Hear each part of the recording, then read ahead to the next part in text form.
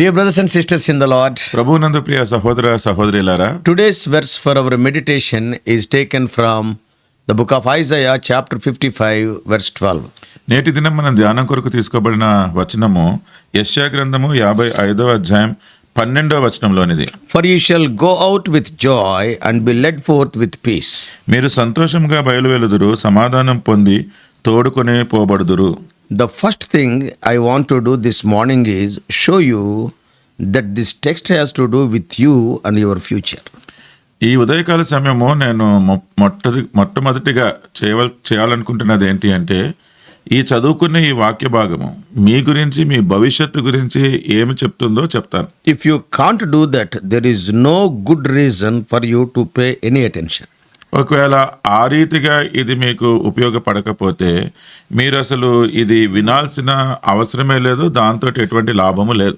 You all know your life is having so many pressures and stresses. మీ అందరికీ తెలుసు, మీ జీవితాలు ఎంతో ఒత్తిడి, ఎంతో భారముతోటి నిండిపోయి ఉంటుంది. So let me try to win your hearing by showing you that this test in God's word for you this morning and that it has tremendous relevance for your future.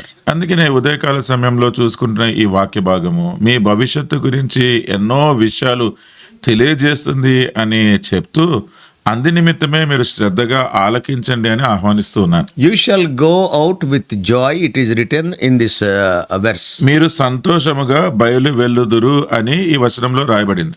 Who is that you? ఇప్పుడు మీరు అన్నది ఎవరు? First of all, మొదటిగా let us take the you in verse 12. మీరు అన్నది ఈ 12వ వచనంలో ఏదైతే ఉందో దాన్ని చూద్దాం. For you shall go out with joy and be led forth in peace. మీరు సంతోషముగా బయలువెళ్ళుదురు, సమాధానం పొంది తోడుకొని పోబడుదురు. Who is this you? ఇప్పుడు ఈ మీరు ఎవరు? It is the same people that have been spoken to all along. ఇక్కడి వరకు కూడా ఏ ప్రజల గురించి అయితే చెప్పబడుతూ వచ్చిందో ఆ ప్రజలే వీరు. Who are they? వారెవరు? To all who respond to God's great invitation. దేవుని యొక్క గొప్ప ఆహ్వానానికి ఎవరైతే ప్రతిస్పందిస్తారో వారే ఈ ప్రజలు. If you read in verse 6, 6వ వచనంలో గనుక మీరు చూస్తే, it is the person who seeks the Lord while he may be found. యెహోవా మీకు దొరుకు కాలమునందు ఆయనను వెదుకుడి, ఆయన మీకు దొరుకుతున్నాడు. It is the person who is seeking the Lord when the Lord is found. దేవుని కనుగొనేటప్పుడు ఏ వ్యక్తి అయితే ఆయనని వెతుకుతూ ఉన్నాడో ఆ వ్యక్తి ఈయన. That you. అది ఆ మీరు అన్న వ్యక్తి. And you is the person who calls upon him while he is near. ఎప్పుడైతే ఆ దేవుడు సమీపంగా ఉంటాడో ఆయననికి మొరపెట్టుకొని లేకపోతే ఆయనని పిలిచే వ్యక్తే ఈయన. In verse 7, 7వ వచనంలో, it is the wicked person who forsakes his way. తన మార్గములను విడిచిపెట్టే భక్తిహీనుడు. And the unrighteous person who forsakes his thoughts. తన తలంపులన్నీ మానుకునే దుష్టుడు. And that those people who return to the Lord for mercy and pardon. అటువంటి ప్రజలు దేవుని యొక్క కృపకై, కనికరమకై లేకపోతే క్షమాపణకై తిరిగి మరలి వచ్చిన వాళ్ళు. And in verse 1, మొదటి వచనంలో, it is the people who come to the Lord for water because they are thirsty. వారు దప్పికొని ఉన్నారు కనుక దేవుని దగ్గరికి నీళ్ల కొరకు వచ్చేవాళ్ళు. Even though they have no money, వాళ్ళ దగ్గర డబ్బు లేనప్పటికీ, they buy wine and milk without money and without price. వాళ్ళకి డబ్బు లేనప్పటికీ కూడా ఈ నీళ్లు గాని ద్రాక్షారసము భోజనము వాళ్ళు ఏ చెల్లించకుండా కొనుక్కుంటున్నారు. In other words, ఇంకో మాటలో చెప్పాలంటే, the you of verse 12 is, ఈ 12వ వచనంలో ఉన్న ఆ మీరు అన్నది, and he is a person who feels the need of his soul. తన ప్రాణము కొరకు అవసరతలో ఉన్న వ్యక్తే అది. తన ప్రాణం యొక్క అవసరతను గుర్తించిన వ్యక్తి. తన ప్రాణం యొక్క అవసరతను గుర్తించిన వ్యక్తి. Who hears the voice of God offering refreshment and nourishment and exhilaration. అటువంటి వారికి చాలా ఉత్సాహాన్ని లేకపోతే పోషణను, అలాగే వారికి తాజాగా బలాన్ని పొందించే దేవుని స్వరము వినగలిగే వ్యక్తి. And who seeks the Lord while he may be found. దేవుడు దొరుకు కాలమున వెతికే వ్యక్తి. And who calls upon the Lord while he is near. దేవుడు సమీపంగా ఉన్నప్పుడు ఆయనను పిలిచే వ్యక్తి. And he is the person who drinks from the fountain of life. ఆయన జీవపు ఊట నుండి త్రాగే వ్యక్తి. He is the person who receives mercy and pardon for all his sins. ప్రతి పాపం కొరకై దేవుని దగ్గర నుంచి కనికరము, క్షమాపణ పొందుకునే వ్యక్తి. And he is the person who trusts in the triumphant promises of God described in verse 11. ఈ 11వ వచనంలో చెప్పబడిన దేవుని యొక్క విజయవంతమైన వాగ్దానాల మీద ఆధారపడే వ్యక్తి. What it is written in verse 11? 11వ వచనంలో ఏమని రాయబడింది? My word shall accomplish that which I purpose and prosper prosper in the thing for which I sent it. నిష్ఫలముగా నా ఎదుకు మరలక అది నాకు అనుకూలమైనదిగా నెరవేర్చును, నేను పంపిన కార్యమును సఫలము చేయును. Is that you this morning? ఇప్పుడు ఆ వ్యక్తి మీరేనా? In other words, ఇంకో మాటలో, have you been responding to what God offers in this great invitation of Isaiah 55? యెషయా గ్రంథము 55వ వచనంలో దేవుడిస్తున్న ఈ గొప్ప అధ్యాయంలో దేవుడిస్తున్న ఈ గొప్ప ఆహ్వానానికి ప్రతిస్పందిస్తున్న వ్యక్తివి నువ్వేనా? If so, అలాగైతే you are the one being talked about in verse 12. About you only. నీ గురించే ఈ 12వ వచనంలో కూడా చెప్పబడుతుంది. Did not Isaiah write to the Jews of his day? ఆ దినాలలో ఉన్న యూదుల కొరకు యెషయా రాయలేదా? But someone might say, అయితే కొంతమంది అనొచ్చు, are you sure? నువ్వు ఖచ్చితంగా చెప్పగలవా? Isn't this book written for Jews? ఈ గ్రంథము యూదుల కోసం రాయబడింది Is కాదా? it not a part of the Hebrew Bible? అది హీబ్రూ బైబిల్లోని భాగం కాదా? Can I be sure that I, a Gentile, 2700 years later, can lay any claim on this promise? 2700 సంవత్సరాల తర్వాత నేను అన్యుడైన వ్యక్తిని ఇక్కడ చెప్పబడిన వాగ్దానాలను నేను చేపట్టగలనా? Let me answer in two ways. మీకు రెండు విధానాలలో జవాబు చెప్తాను. One is to remind you that all Gentiles who trust in Jesus the Messiah, అన్యులైన వారందరూ కూడా మెస్సయ్య అయిన యేసుక్రీస్తు ప్రభువును ఎవరైతే విశ్వసిస్తారో they are becoming true Jews.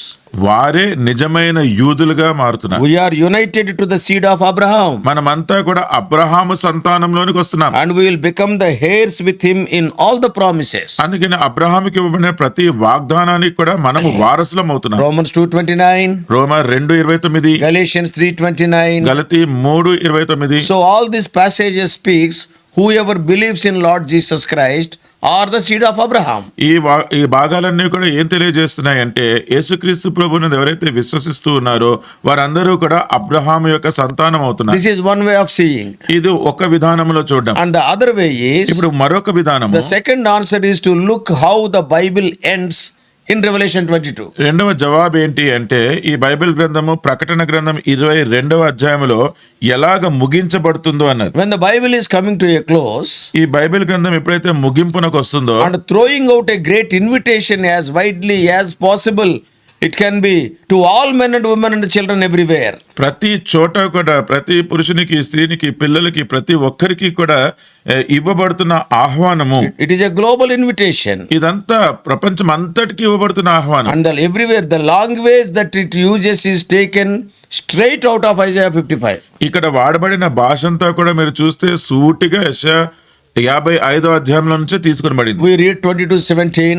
22:17 చదువుతున్నాం. The Spirit and the bride say, come, and let him who hears say, come, and let him who is thirsty come, let him who desires to take the water of life without price. ఆత్మయు పెండ్లి కుమార్తెయు రమ్ము అని చెప్పుచున్నారు, వినువాడును రమ్ము అని చెప్పవలెను, దప్పికొనిన వానిని రానిమ్ము, ఇచ్చయించు వానిని జీవజలమును ఉచితముగా పుచ్చుకొననిమ్ము.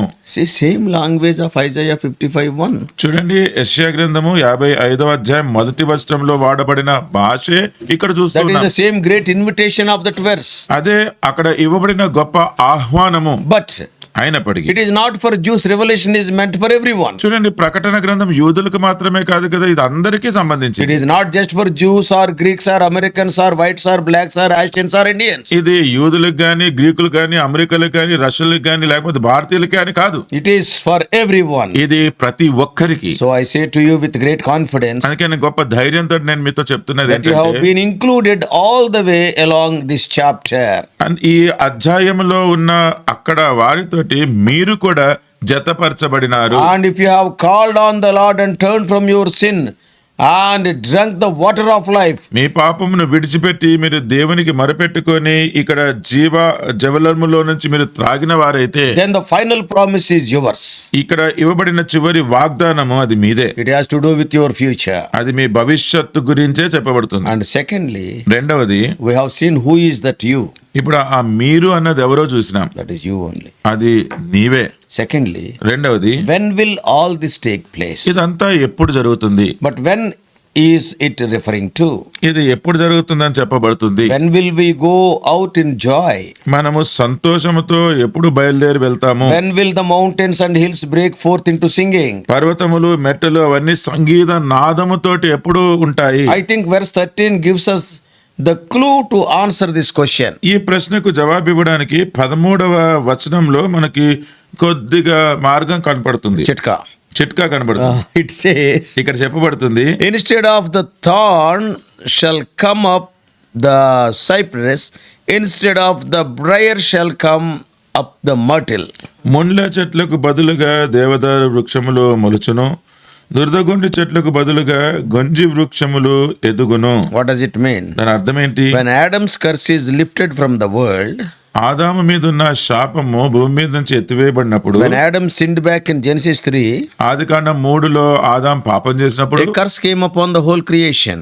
సృష్టి మీద అంతా కూడా ఒక శాపం వచ్చింది. Part of that curse was ఆ శాపంలోని భాగం ఏంటంటే that man's labor would be made hard, మనుషుడు తన ప్రయాసపడేది అధికం చేయబడుతుంది, and frustrating thorns and briars will be there. ఎంతో విసిగించే నొప్పి కలిగించే ముండ్ల చెట్లు ఉంటాయి. And in Genesis 3, ఆదికాండం 3వ అధ్యాయంలో I am reading verses 17 and 18 17-18 వచనాలు నేను చదువుతున్నా. regarding the curse on the whole creation. సృష్టి మీదంతా ఉన్న ఈ శాపం ఏంటో. Cursed is the ground because of you.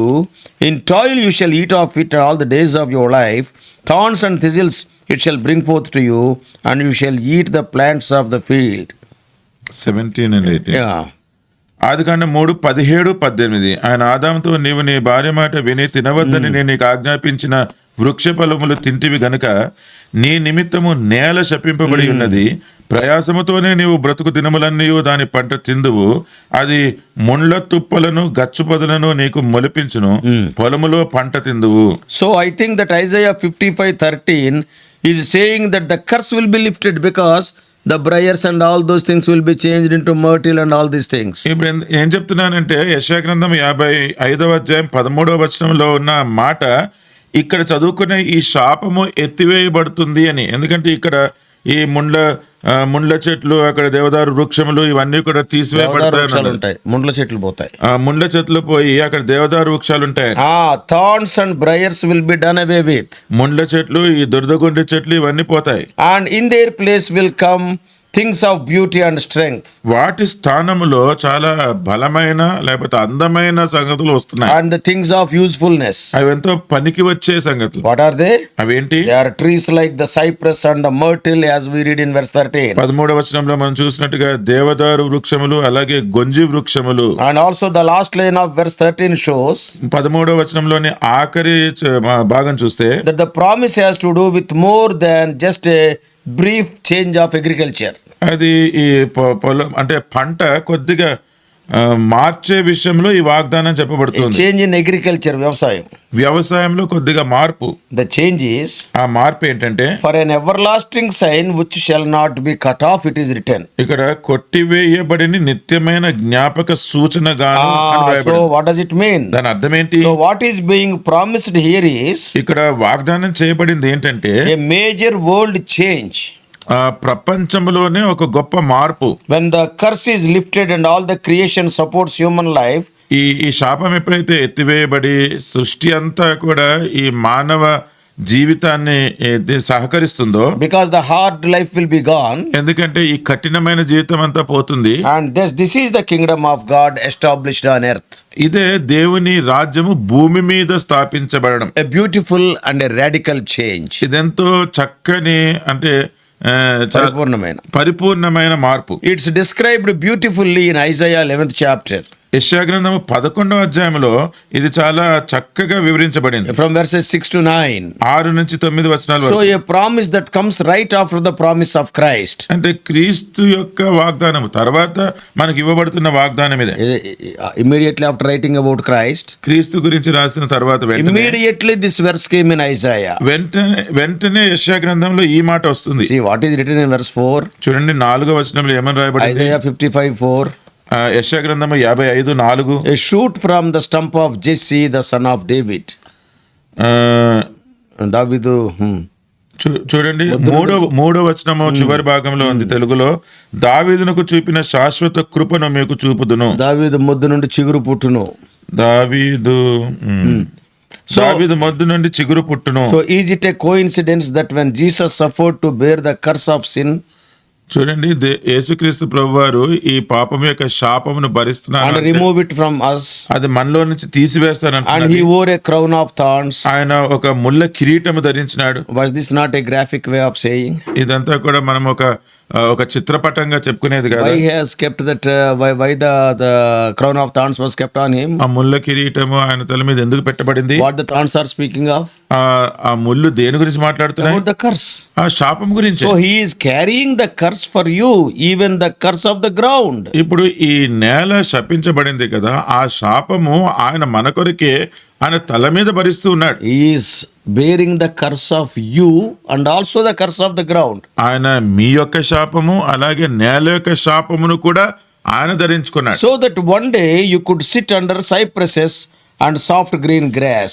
ఎందుకంటే మీరు దేవదారు వృక్షముల క్రింద లేకపోతే చక్కని చోట మీరు పచ్చిక మీద కూర్చోడానికి. No more thorns anymore. అక్కడ ఇంకా ముళ్ళు లేవు. In those days, ఆ దినాలలో. So how the things will be? ఎలాగుంటాయండి? Now we are going to read Isaiah 11th chapter. ఇప్పుడు యెషయా గ్రంథము 11వ అధ్యాయం చూద్దాం. 6 to 9. 6 నుంచి 9 వరకు. What is written there? అక్కడ ఏమని రాయబడింది? The wolf shall dwell with the lamb, తోడేలు గొర్రెపిల్ల యొద్ద వాసము చేయును, and the leopard shall lie down with the kid, చిరుతపులి మేకపిల్ల యొద్ద పండుకొనును, and the calf and the lion and the fatling together, దూడయు కొదమసింహమును పెంచబడిన కోడెయు కూడుకొనగా, and the little child shall lead them. బాలుడు వాటిని తోలును, The cow and the bear shall feed, ఆవులు ఎలుగులు కూడి మేయును, their young shall lie down together, వాటి పిల్లలు ఒక్కచోటనే పండుకొను, and the lion shall eat straw like the ox, ఎద్దు మోయునట్లు సింహము గడ్డి మోయును, the suckling child shall play over the hole of the asp, పాలు కుడుచు పిల్ల నాగుపాము పుట్ట యొద్ద ఆట్లాడును, and the weaned child shall put his hand on the adder's den. మిడినాగు పుట్ట మీద పాలు విడిచిన పిల్ల తన చెయ్యి చాచును. They shall not hurt or destroy in all my holy mountain. నా పరిశుద్ధ పర్వతం అంతంతటా ఏ మృగమును హాని చేయదు, నాశనము చేయదు. Why? ఎందుకు? Because the whole earth shall be full of the knowledge of the Lord as the waters cover the sea. ఈ సముద్రాన్నంతా కూడా జలములు. There only it is there. Oh. Verse 9. లోకము యెహోవాను గూర్చిన జ్ఞానముతో నిండియుండును, సముద్రము జలములతో నిండి ఉన్నట్టు. It is concerning the whole world. ఇది మొత్తము ప్రపంచం అంతటి గురించి. And it is about the millennial kingdom. ఇది 1000 ఏండ్ల పరిపాలన గురించి. How beautifully these are linked. ఎంత అద్భుతంగా చక్కగా ఇవి పోల్చబడినాయి. See, you shall go out with joy. చూడండి, మీరు సంతోషముతో బయలువెళ్తారు. And you will be led forth with peace. మీరు సమాధానము పొంది తోడుకొని పోబడుదురు. Who are that you we have seen? మీరు అన్నది ఎవరో చూసినాం. If you come to Lord Jesus Christ and confessing your sins, that you is you only. మీరు యేసుక్రీస్తు ప్రభువారి దగ్గరికి వచ్చి మీ పాపంలో ఒప్పుకున్నట్లయితే ఇక్కడ చెప్పబడుతున్న మీరు అది నువ్వే. And when it will be? అది ఎప్పుడు జరుగుతుంది? During the millennial kingdom. అది 1000 ఏండ్ల పాలనప్పుడు. So concerning the whole world, what Isaiah is writing? ఈ ప్రపంచం అంతటి గురించి యెషయా ఏమని రాస్తున్నాడు? This sentence is written in the UNO building also. ఇదే మాట అక్కడ ఐక్యరాజ్య సమితి భవనంలో కూడా రాయబడి ఉంది. Isaiah chapter 2. యెషయా గ్రంథము 2వ అధ్యాయము And verse 4. 4వ వచనం. What is written there? అక్కడ ఏమని రాయబడింది? They shall beat their swords into plowshares and their spears into pruning hooks. Nation shall not lift up sword against nation, neither shall they learn war anymore. ఆయన మధ్యవర్తి అన్ని జనులకు న్యాయము తీర్చును, అనేక జనులకు తీర్పు తీర్చును. వారు తమ ఖడ్గములను నాగటి నక్కులుగాను తమ ఈటలను మచ్చు కత్తులుగాను సాగుగొట్టుదురు. జనము మీదికి జనము ఖడ్గమెక్కక ఉండుదురు. యుద్ధము చేయు నేర్చుకుంట ఇక మానివేయును. With a good intention, the UNO is established. చూడండి, ఎంతో మంచి ఉద్దేశంతో ఈ ఐక్యరాజ్య సమితి పెట్టబడింది. Today 193 countries are the members.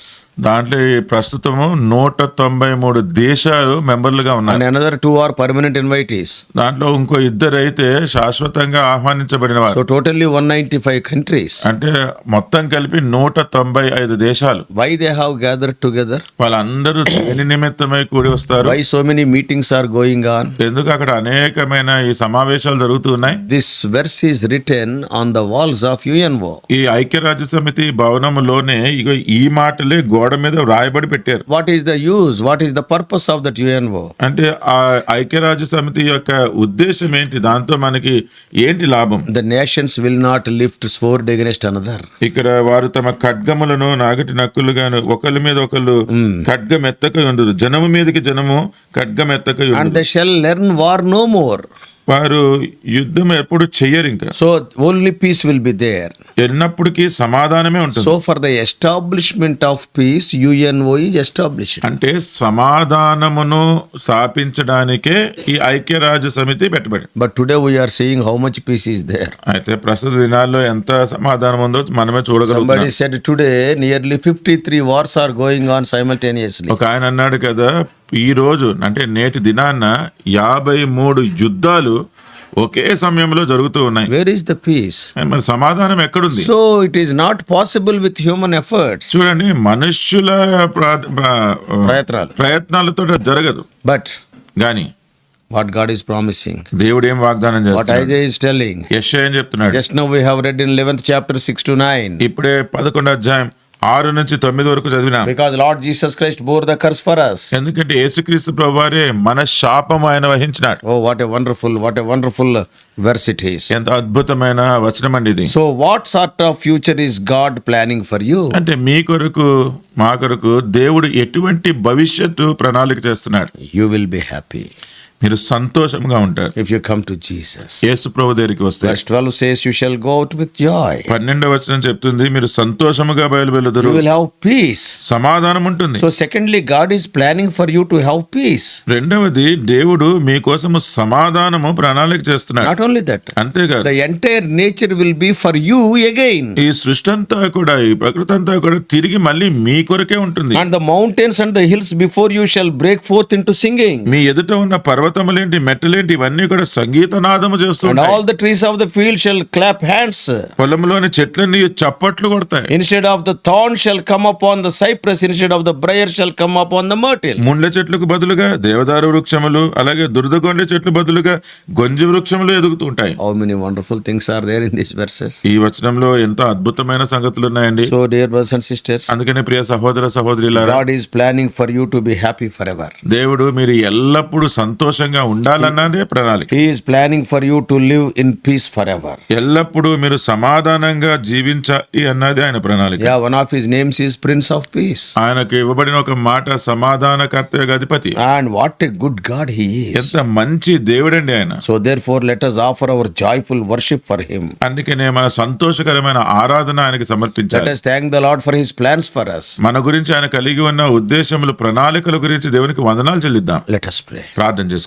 Loving heavenly Father, ప్రేమ కలిగిన పరలోకపు తండ్రి, our gracious God, మా కృప కలిగిన దేవా, Lord, we thank you for thy plans and purposes. ప్రభా, మా గురించి మీరు కలిగిన ఉద్దేశములు, ప్రణాళికలకై వందనాలు. Your thoughts are not like our thoughts. మీ తలంపులు మా తలంపులు వంటివి కావు. Your ways are not like our ways. మీ మార్గములు మా మార్గములు వంటివి కాదు. Oh Lord, what wonderful things we are seeing from the book of Isaiah. యెషయా గ్రంథంలో నుంచి ఎంత అద్భుతమైన సంగతులు మేము చూస్తూ ఉన్నాం. 55th chapter is a beautiful chapter. 55వ అధ్యాయం ఎంతో చక్కని రమ్యమైన అధ్యాయం. Of course, every chapter is like that. అలాగే అన్ని అధ్యాయాలు కూడా ఉన్నాయి. Oh Lord, the person who accepts you as their savior by confessing their sins and being washed by thy blood, ఏ వ్యక్తి అయితే తన పాపములు ఒప్పుకొని మీ రక్తము చేత వారు శుద్ధి చేసుకుంటారో, and such people, అటువంటి వారు what a wonderful future is awaiting. ఎటువంటి చక్కని భవిష్యత్తు వారి కోసం వేచి ఉంది. 1,000 years reign. 1000 ఏండ్ల పరిపాలన. No more thorns and thistles. అక్కడ ఎటువంటి ముండ్లు చెదలు ఉండవు. There is no difference between the animal kingdom. They also will be together. పశువులు అవి కూడా వేరుగా ఉండవు, అన్ని కలిసే What ఉంటాయి. a change it is, O Lord. ఎంత మార్పు ప్రభువా. In the plant kingdom there will be unity. In the animal kingdom there will be unity. ఈ చెట్ల యొక్క దాంట్లో కూడా ఐక్యత ఉంటుంది. ఈ జంతువులలో కూడా ఎంతో ఐక్యత ఉంటుంది. It is beyond our imagination. ఇది మా ఊహకు అందనిది. Your plans for us are so good. మీ యొక్క ప్రణాళికలు మా పట్ల ఎంతో మంచివి. You want us to have joy and peace. మాకు సంతోషము సమాధానము ఉండాలని మీరు Joy కోరుతున్నారు. and peace are the fruit of the Spirit. సంతోషము సమాధానము ఇవి ఆత్మ ఫలము. So that's why, O Lord, the Holy Spirit will rule. అందుకనే ప్రభా పరిశుద్ధాత్ముడే ఏలుతూ ఉంటాడు. And our own God will rule there. అక్కడ మా దేవుడే ఏలుతూ ఉంటాడు. Help us to understand ఈ విషయాలు అర్థం చేసుకోవడానికి మాకు సహాయం చేయండి. and help us to get prepared for that kingdom. ఆ రాజ్యం కొరకు సిద్ధపడడానికి మాకు సహాయం In చేయండి. Jesus' precious name we pray. యేసుక్రీస్తు వారి ప్రశస్తమైన నామములో ప్రార్థిస్తున్నాము తండ్రి. Amen. Amen. God bless you all. Please subscribe for more spiritual messages to the YouTube channel John Victor Telugu Messages.